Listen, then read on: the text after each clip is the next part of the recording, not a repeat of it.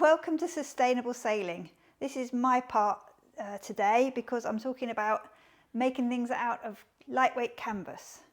So I've made a dinghy cover, and this really is the leftover fabric from the dinghy cover, and it's quite lightweight because I'd not done it before, and I thought let's try something cheap before we move on to the really good stuff.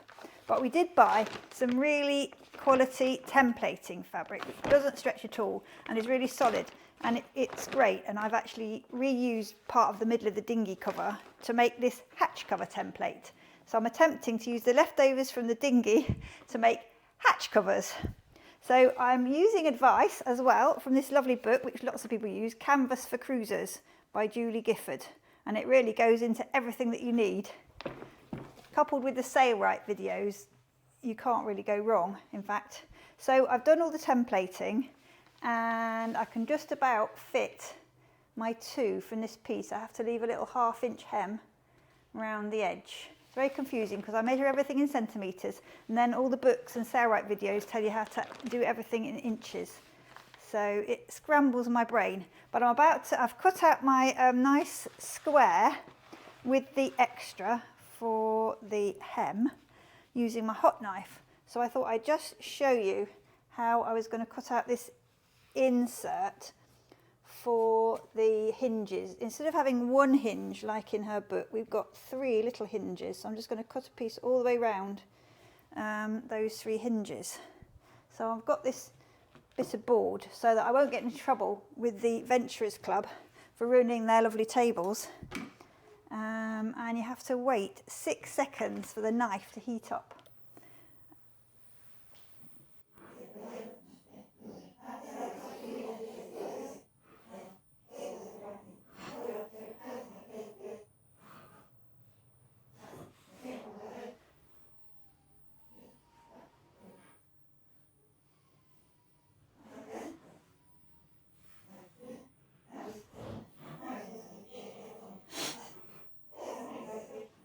Oh, done. Right.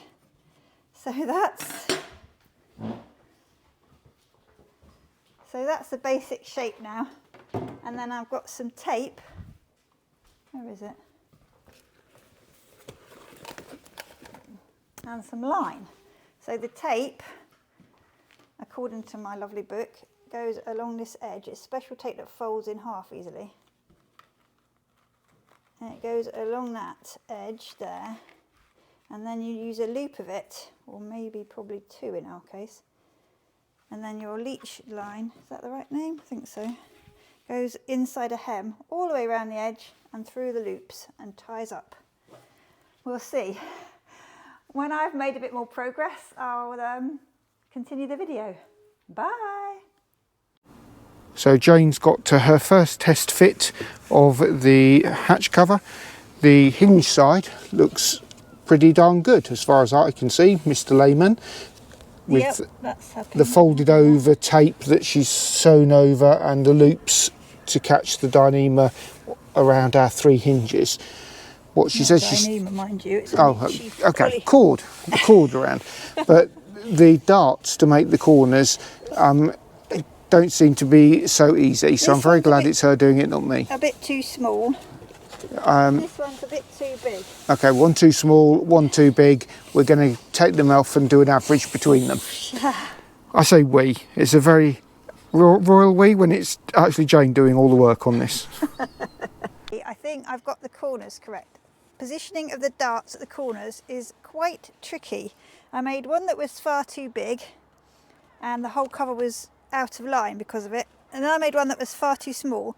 But I think I found the Goldilocks one now, which is the right size, and it just wraps around the top of the hatch like that, and then the edge of the cover just tucks under at both sides. I'll have to change this one. And then at this end you can see how the loops will have the line through them. It'll go behind the hinge and through the loops, and then you'll have to tie it off somewhere just there. Okay, that's it for now.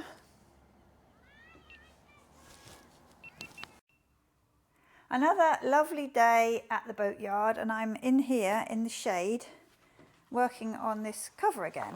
And I did a test fit yesterday evening after I'd made all the corners, and unfortunately our hatch is not the same type as the one described in the book, which I did know, and it just wasn't quite big enough. Partly I really struggled to make the seam as small as was in the book. I just didn't manage that, partly maybe because my Sailrite machine doesn't have a zipper foot, so it's very hard to stitch very close to the cord. So I ended up really overturning the edges more, and that just makes the whole cover smaller, and it just wasn't big enough. And when you look on our hatches, there's actually quite a big lip under the hatch, so there was no need to be so tight on those tolerances. So we've got Canpa aluminium ones. They're very similar in the look of them. In fact, they look almost the same as the ones described in the book, but they're obviously a bit different. But fortunately, the cutout for the hinge worked really well, but it was generous enough that we can shift the cover over so that this side goes underneath, and I'm going to add a strip here. So you can see, if Dave zooms in a bit, you can see where I made the darts here to make the corner, and here. So I've had to undo all of that, and I'm going to add a strip here just to make it, I think I worked out it needs to be about 3 centimetres bigger all the way round when I make the next one. So if you come over here, where I've got the rest of my fabric, which is so tight, I cut that one out of this piece here, but fortunately it was less than half. So I've got enough left. I previously added 1.5 centimetres to make the turn under, and it wasn't enough. So now I'm going to add quite a bit more at the sides, and there'll be a little bit more front and back. So that will hopefully work first time. And then here I've measured out an extra strip, a generous strip, because I've decided to just replace the whole edge of the one I did with a wider strip, and then I can start again with the darts and the fold over. So I will fill you in with the progress when I've done it. So the weather's back to normal here in Anglesey, and you can hear that wind howling as we're used to. But our new hatch cover has been on for a few days, and we're really pleased. I hope you can hear me. This one was the second one I did, so it doesn't have an extra piece. I made it much bigger all round, and it fits around the corners, and the string pulls it tight at the back wall behind the hinges, so that you can open the hatch with it still on. And what we found is that it lets some light in, because it's not really heavy duty fabric, so we don't need to take it on and off every day. If it's a bright day, we don't really even notice, so we like the shade inside to keep us cool. And then the plan is, you can see it rippling in the wind. It's a little bit baggy, so in the winter you can put a piece of insulation under the cover to help with condensation on the inside. A top tip from Salty Lasses there. So yeah, very happy with the way that's worked out.